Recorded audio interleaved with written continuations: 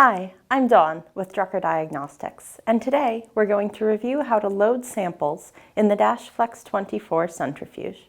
How to load the Flex 24. Before we can spin a cycle, we need to make sure that the centrifuge is correctly loaded. That means the samples it will spin are balanced.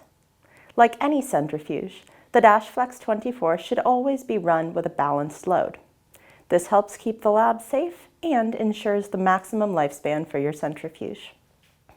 First, make sure that all 6 tube holders are properly seated in the Flex 24 rotor. They do not snap into place, but should be seated one per slot in the rotor. Next, we need to balance our centrifuge rotor. Balancing happens in 2 different dimensions.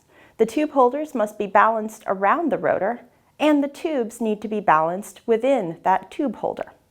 Let's start by balancing around the rotor, and then adjusting placement within each tube holder as needed.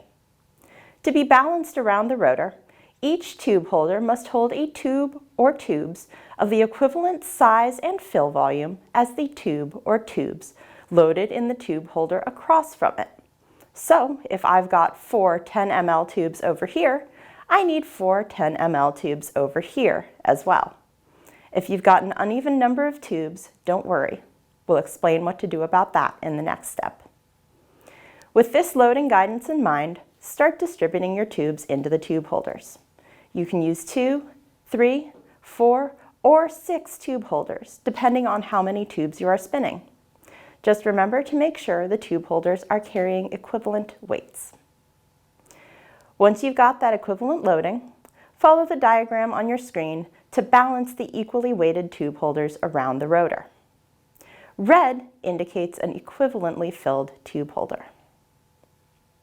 Now, what happens if you're running different tube sizes, say 4 ml and 10 ml volume tubes? You can run them in the same spin. Just make sure to follow the equivalent size and fill volume rule. If you've got 2 4 ml and 2 10 ml in one tube holder, you'll need 2 4 ml and 2 10 ml in the other matching tube holder. Alternatively, you can load these tubes into 4 tube holders instead of 2. For that, you'd place 2 4 ml across from the other 2 4 ml and 2 10 ml across from the other 2 10 ml. Once you've got your tube holders placed, it's time to balance the tubes within these holders. For this part, you'll want to think of each tube holder and the one across the rotor from it as a pair. If you've got 3 tube holders loaded, we'll talk about that in a minute. So, this tube holder pairs up with this one across from it, this one with that one, and so on. The tube loading within this pair must be balanced. If you have 1, 2, or 3 tubes loaded, refer to the diagram on your screen for the appropriate loading. If you've got 4 tubes loaded, you're all set. If you've got 3 tube holders in place, you'll need to either have 2 tubes or 4 tubes in each holder. There's no way to get symmetry with 1 tube or 3 tubes.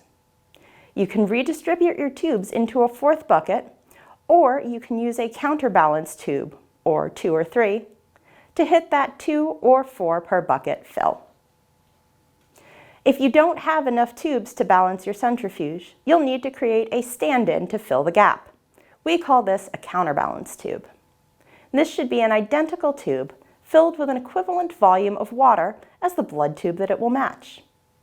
If the volumes are equivalent, the weights should be too, and you'll get the balance you want.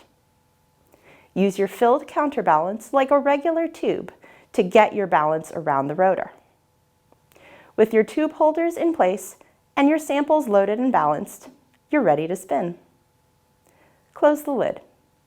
Secure the lid latch by pressing it down gently and turning it a quarter turn counterclockwise. Next, adjust your settings. You can adjust RPM and time using the arrow buttons next to the display windows.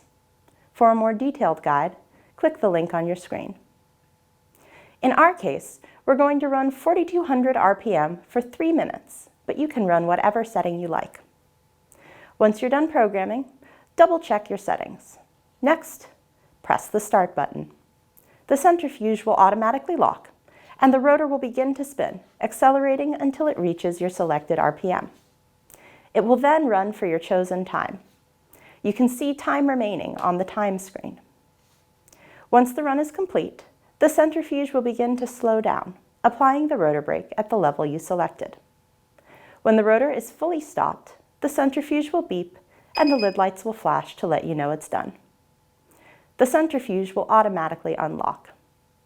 Turn the lid latch a quarter turn counterclockwise and then lift the lid to retrieve your spun samples. If you have any other questions about your DashFlex 24, you can always contact Drucker customer service and we'll be happy to help. Thanks for watching and have a great day.